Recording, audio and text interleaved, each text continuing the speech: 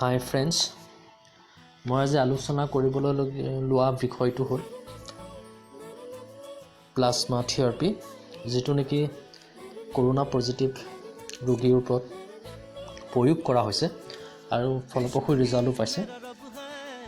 এই plasma therapy প্ৰথমতে আমাৰ ভাৰতত কেৰালা ৰাজ্যত ব্যৱহাৰ কৰিছিলে, তাৰপিছত দিল্লীত ব্যৱহাৰ কৰিছিল, তাৰপিছত এতিয়া আমাৰ হিমন্ত বিশ্ব শৰ্মা ছাৰৰ সংবাদমেলত তেওঁ কৈছিল যে যদি আমাৰ ইয়াত ইমাৰ্জেঞ্চি ৰোগী থাকিলেহেঁতেন তেন্তে আমি এই প্লাজমা থেৰাপি ইউজ কৰিলোহেঁতেন।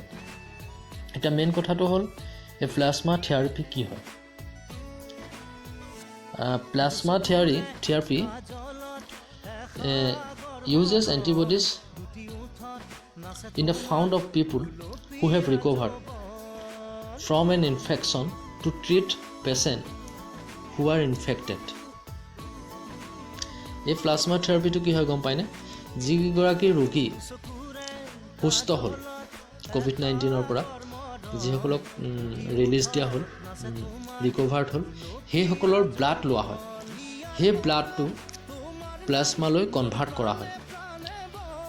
প্লাজমালৈ কনভাৰ্ট কৰি যিসকল ৰোগী নিগেটিভ বা এফেক্টেড হৈ আছে তেওঁলোকৰ গাত ইনজেকশ্যনৰ দ্বাৰা দিয়া হয়।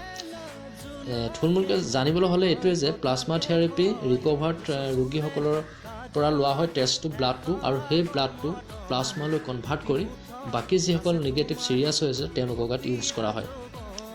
এইকাৰণে ৰিকভাৰ্ড পেচেণ্টৰ পৰা লোৱা হয়, কাৰণ তেওঁলোকে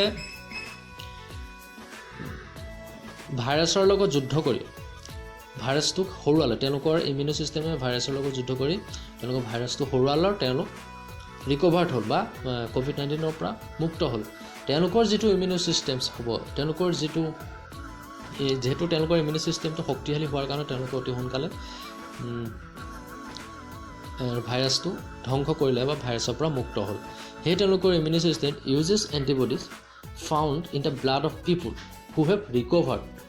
যিসকল ৰিকভাৰ্ড হ'ল তেওঁলোকৰ পৰাই ব্লাডটো লোৱা হয় আৰু তাৰপিছত যিসকল মানে এফেক্টেড হৈছে তেওঁলোকৰ গাত ইনজেকশ্যনৰ দ্বাৰা দিয়া হয়। এতিয়া how does plasma therapy work against COVID-19? COVID-19 patients plasma recharge antibodies therapy, আপোনালোকে ছবিত দেখিছে। এতিয়া কেনেকৈ মানে প্লাজমা থেৰাপিয়ে COVID-19 পেচেণ্টৰ ওপৰত কাম কৰে। In this therapy, blood is drawn from a person who has recovered from the disease and the serum is separated and scanned for virus neutralizing antibodies. এইটো কোৱা হৈছে যে এই থেৰাপিটোত কি হয়, ব্লাডটো ক'ৰ পৰা লোৱা হয়, সেই ৰিকভাৰ্ড পাৰ্চনজনৰ পৰা লোৱা হয়। তাৰপিছত সেই ব্লাডটো কি হয়, তেওঁলোকে নিউট্ৰেলাইজ কৰিবৰ কাৰণে তেওঁলোকে কি কৰে, স্ক্ৰেন কৰে, চিৰামখিনি ছেপাৰেটেড কৰে, তাৰপিছত তেওঁলোকে প্লাজমালৈ কনভাৰ্ট কৰি ইনফেক্টকজনক ইউজ কৰে ইনজেকশ্যনৰ দ্বাৰা। ইয়াৰ প্লাজমা থেৰাপি কণ্টেণ্টছটো হ'ল, ইয়াত কি হয়, water, চল্টছ, enzyme, এণ্টিবডিজ and other proteins থাকে। গোটেইখিনি তেওঁলোক সেই যিজনৰ পৰা ল'লে সেই ব্লাডটো, সেই যিজনৰ পৰা লোৱাৰ ব্লাডটো মানে যেতিয়া প্লাজমালৈ কনভাৰ্ট কৰে তাত তেওঁলোকৰ সেই মানুহজনৰ কি হয়, ৱাটাৰ, চল্টছ, এনজাইম, এণ্টিবডিজখিনি লোৱা হয় আৰু লৈ পেলানি ইনজেকশ্যনৰ দ্বাৰা কি হয় COVID-19 পেচেণ্টজনক দিয়া হয়। আৰু এনেকৈয়ে প্লাজমা থেৰাপি ইউজ কৰা হয় আৰু এইটো খুবেই এটা ছাকচেছফুল হৈছে। আমাৰ ইয়াত ICMR যিটো ইণ্ডিয়ান কাউন্সিল অফ মেডিকেল ৰিচাৰ্চে আমাক এপ্ৰুভ কৰিছে দিবৰ কাৰণে ভাৰতবৰ্ষত, আৰু তেওঁলোকে ইউজ কৰিলে। প্ৰথমতে কেৰালাত ইউজ কৰিছিল।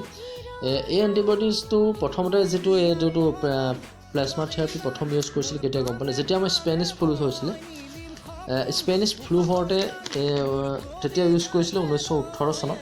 তাৰপিছত it was also' use during the Ebola endemic, যেতিয়া বাদুলিৰ পৰা যিটো এবলা এনাডমিক হৈছিলে, চাৰ্চ, তাৰপিছত এনেকৈ যিখিনি আমাৰ এনাডমিক হৈছিলে তেতিয়া তেওঁলোকে এই প্লাজমা থেৰাপিটো ইউজ কৰিছিলে। এতিয়া বৰ্তমান ইউজ কৰি আছে US, China, Spain, Tokyo' South Korea Italy এতিয়া বৰ্তমান তেওঁলোকে ইউজ কৰিছে আৰু লগতে আমাৰ এতিয়া ইণ্ডিয়াও ইউজ কৰিছে এইখিনিয়ে কথা প্লাজমা থিয়ৰীৰ ওপৰত প্লাজমা থেৰাপি এডাই ইউজ কৰা হয় যদি ভিডিঅ'টো ভাল লাগিছে তেন্তে লাইক এটা মাৰিব আৰু ছাবস্ক্ৰাইব কৰিব নাপাহৰিব শ্বেয়াৰ কৰিব যাতে সকলোৱে কথাটো গম পায় থেংক ইউ